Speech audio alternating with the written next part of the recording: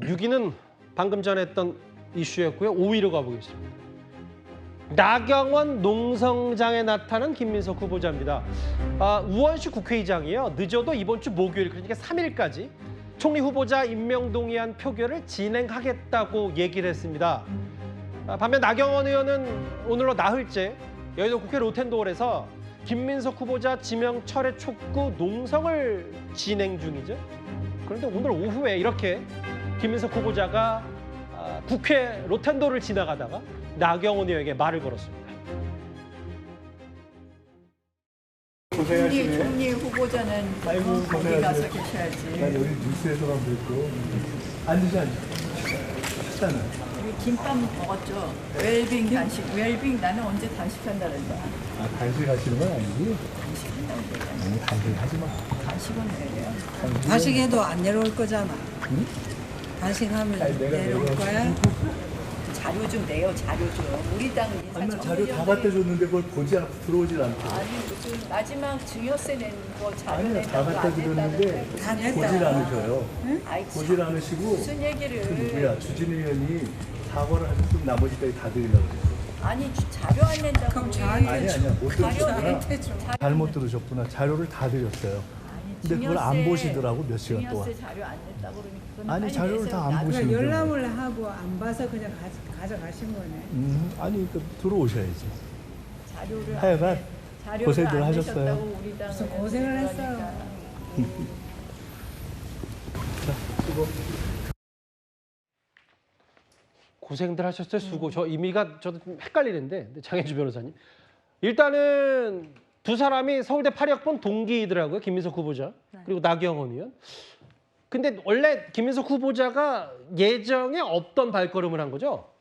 뭐 일단 국회에 나오면서 그리고 이 나경원 의원이 농성을 하는 이유 중에 하나가 김민석 후보자에 대해서 철회해라 뭐 이런 예. 부분들이 들어 있거든요. 본인과 관련해서 농성을 하고 있다라고 하니까 아마 가는 길에 들려본 게 아닌가라는 생각이 드는데요. 예. 사실 뭐 점잖게 이야기들이 오갔지만 그 오가는 말 뒤에는 굉장히 또 뾰족한 얘기들이 있는 것 같습니다. 뭐 예. 단식은 하지 말라고 얘기하는 부분은 아무래도 지금 민주당에서 이야기하고 있는 나경원 의원에 대해서 숙식 농성하는 것 참으로 희귀하다라는 비판이 있었는데 그런 부분들을 애둘러 이야기하는 것 같다라는 생각도 들고요. 예. 지지 않고 나경원 의원도 계속해서 자료를 내라, 자료를 왜 안 내냐라는 취지로 이야기를 했지만 예. 김민석 후보자가 이 부분도 공수를 잘 막은 것 같습니다. 자료 다 냈다. 특히 주진 의원이 사과하면 더 자료 내려고 했는데 결국 청문회에 들어오지 않았던 것은 국민의힘 의원들, 청문위원들이 아니었느냐라는 부분들을 애둘러 비판한 것으로 보이는데요. 예. 사실 저는 뭐 농성도 할 수 있고 국회의원들이 자신들의 의견을 관철하기 위해서 얼마든지 정치적인 행위 할 수 있다라고 생각하는데요. 이틀간 공식적으로 열렸던 국회 청문회에서 좀 더 많은 것을 국민의힘 의원들이 보여줬어야 되는 것 아닌가라는 생각이 들고 한마디로 버스가 떠난 뒤에 지금에 와서 저런 농성이나 또는 뭐 오늘 또 국회에서 이루어졌다는 국민청문회라는 뭐 이름하에 이루어지는 뭐 국민의힘의 여러 가지 모습들, 행보들이 과연 또 국민들께 얼마나 공감대를 뭐 느낄 예. 수 있을지 좀 의문이 많이 듭니다. 그러니까 본인 후보자 철회하라고 이제 농성한 앞에 이제 김민석 후보자 갔어요. 뒤에 보면 뭐 민주당 의회독재, 민주주의 규탄 얘기하면서 단식하지 마라고 하면서 좀 배추 총리, 뭐 장롱 총리, 스폰 총리 앞에 뭐 김민석 후보자를 겨냥한 이 농성에 아예 직접 갔는데 단식하는 건 아니죠. 어쩐 일이냐? 국회의원 거다 자료 내라. 다 냈는데 보질 않다. 이렇게 평양선의 대화가 뭐 비교적 가볍게 오고 갔습니다. 다음 화면을 볼게요. 근데 이제 뭐 이 내용의 옳고 그름을 떠나서요. 저 이현정 의원님. 네. 사실 주말 새 나경원 의원의 이 농성에 대해서 뭐 웰빙 단식쇼 혹은 뭐 바캉스 논성이냐 여당에서 많은 비판이 있었는데 저는 이런 것 같아요. 나경원 의원이 뭐 잘하고 못하고를 떠나서 김민석 후보자가 어쨌든 설득하러 갈 거였으면 여당 의원들이 뭐 이런 뭐 일종의 비판들을 먼저 좀 하진 말고 갔으면 좀 더 뭐 대화가 원활하지 않았냐. 혹은 뭐 이런 비판이 나왔을 거면 김민석 후보자가 직접 가는 게 오히려 역효과 아니었는지 여러 가지 해석은 충분히 가능할 수 있거든요. 어쨌든 이번에 김민석 후보자에 대한 인사청문 과정에 보면 김민석 후보자가 분명히 잘못한 게 많죠. 예. 자료도 제대로 제때 내지도 않고 또 해명 또한 불충분하고 여러 가지 문제가 많습니다. 자, 그렇다면 이걸 이제 야당에서 조목조목 좀 준비를 따져야 되는데 예. 저는 굉장히 전략적인 좀 실패를 했다는 생각이 듭니다.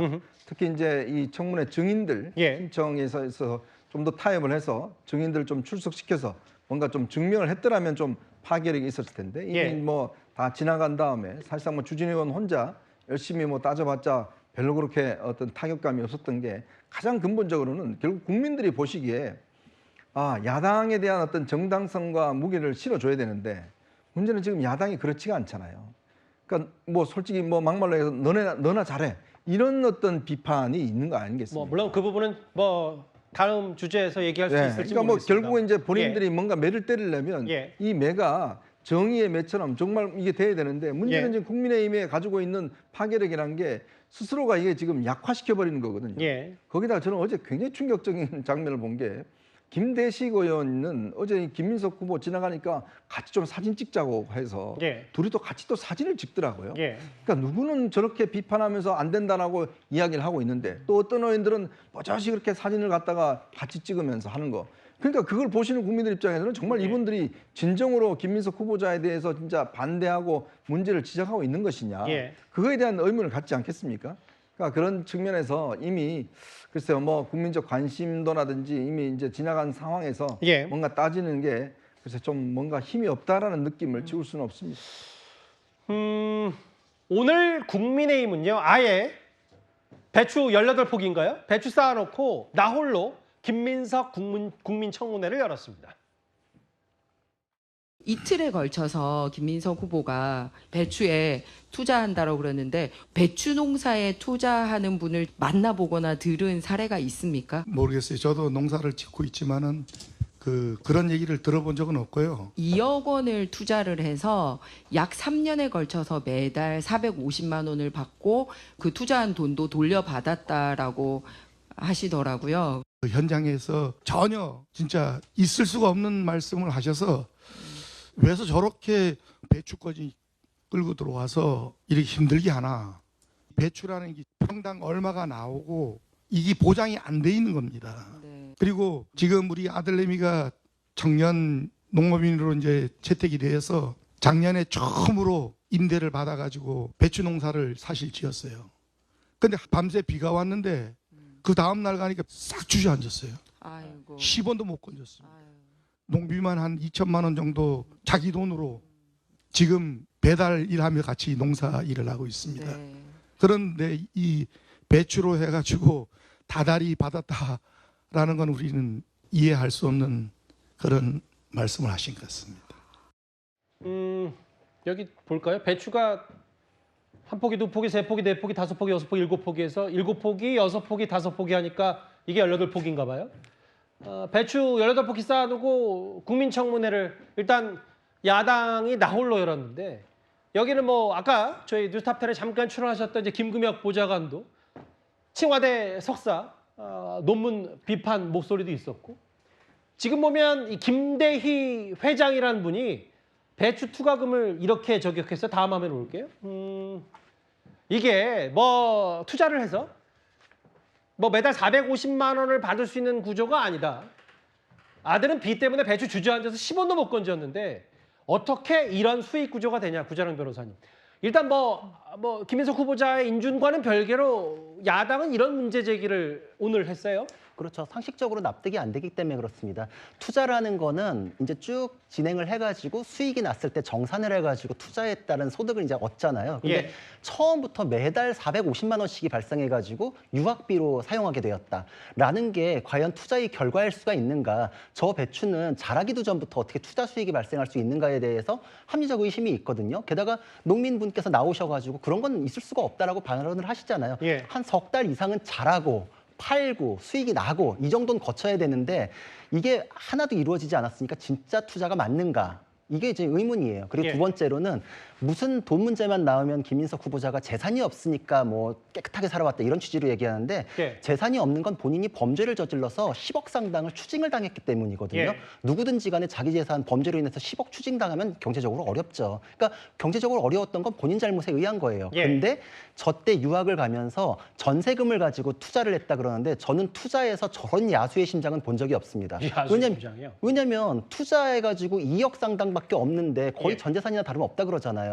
근데 그게 투자해서 다 날아가면 그럼 유학 가가지고 어떤 돈으로 지금 유학 생활을 할 건가요? 물론 뭐 이제 전 부인이 했다는 취지로 김민석 후보자가 얘기를 네. 했으니까 일단 말씀하십시오. 예. 예. 그래서 450만 원을 지금 그렇게 받아가지고 유학 생활을 했는데 투자라는 거는 언제든지 손실이 나가지고 그냥 다 날아갈 수 있는 건데 그럼 유학 가면서부터 바로 그냥 저게 다 날아가서 끊길 수도 있는 위험성이 있는 거잖아요. 근데 저걸로 유학 생활을 견딜 수 있을지 그건 또 어떻게 알았을까? 그리고 나중에 저 450만 원씩 쭉 한 3년 가까이 받다가 마지막에 원금까지 회수를 해요. 예.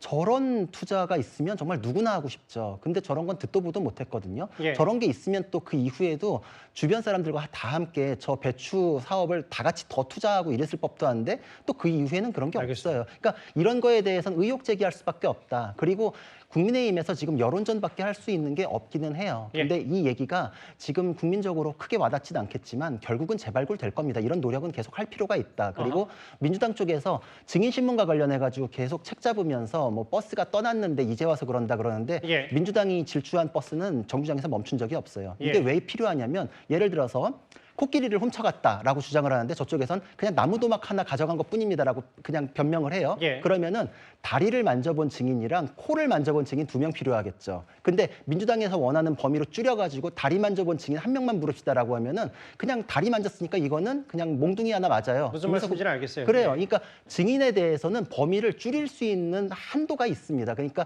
반드시 2명, 3명이 함께 와야 되는 증인도 있는 것인데 예. 협상 안 됐으니까 다 안 받겠다라고 해가지고 역사상 유례 없이 증인을 1명도 안 받았거든요. 이거는 면죄부를 우리 원하는 대로 깔든지 아니면은 뭐 하지 말든지 이거밖에 알겠습니다. 프레임을 잡지 않았던 것입니다. 성춘 부의장님, 뭐 제가 성 부의장께 뭐 검증을 원하거나 지적을 하는 게 아니라 네.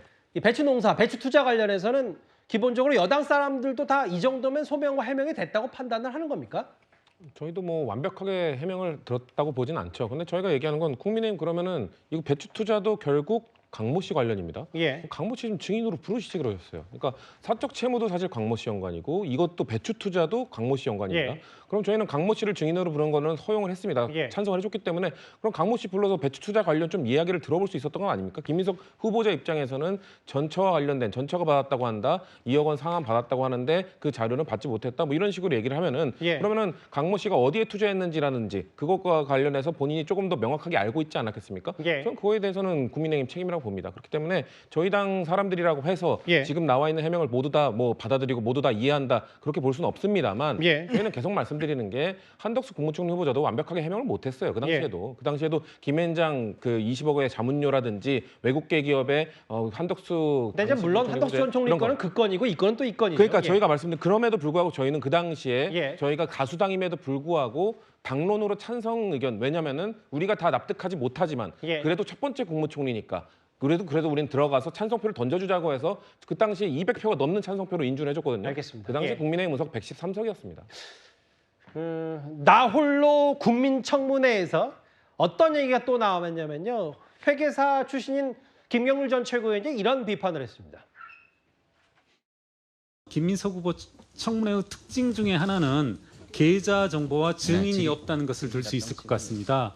과연 서울에서 집 사는 게 더 쉬운지 총리 인사청문회 통과하는 게 더 쉬운지 지금 서울에서 집을 살려면 구비 서류 해가지고 9가지가 보이는데 과거 김남국 전 의원이 현 비서관이 어떤 소명을 한 바 있냐면 코인에 대해서 신고 의무 없다 공직자윤리법에 결국 지금 김민석 후보가 찾아낸 해명이라고 하는 것들 배추농사 투자금, 장모의 월 300~400만 원 생활비 보조 것들이 다 뭐냐면 공직자윤리법에서 살짝 엇나갈 수 있는 모든 수단들을 다 동원한 거거든요.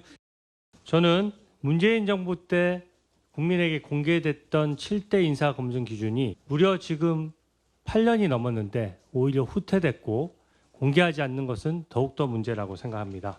월 1,000만 원씩 신용카드 쓰는 사위에게 어떤 장인 장모가 월 300~400씩 생활비를 보내줄 수 있는지 과거 김남국 그 비서관이 만들어냈던 공직자윤리법의 허점들을 찾아내서 출판기념회다 결혼식이다 빙부상이다 이런 식으로 사후적으로 꿰맞춘 조작이 아닌가 이렇게 생각합니다. 김남국 전 의원까지 소환시켰어요. 김경률 전 비대위원이. 조국도 억울할 것 같다. 김민석 청문회 특징은 계좌 정보와 증인이 없다는 거다. 법이 엇나갈 수 있는 약간의 그 사각지대를 모든 수단을 다 동원했다라고 하면서 뭐 출판기념회, 빙부조의금, 배추농사 그 얘기를 쭉 꺼냈는데 전 아직도 좀 궁금한 게 이 부분이에요. 다음 화면 한번 볼게요. 뭐 이건 김경률 전 비대위원의 주장이라고 하더라도 자료를 다 냈다는데 국민의힘이 보질 않았다는 건데 장현주 변호사님. 네. 근데 그렇게 쉽게 낼 자료였으면 왜 둘째 날 오후부터 자료가 국민의힘에 갔는지 저는 아직도 그게 좀 잘 이해가 되지 않거든요. 글쎄요, 뭐 그 부분은 아마 후보자의 이야기인데 예. 결국 오후에는 관련된 자료가 준비가 되어 있었다라는 것이거든요. 예.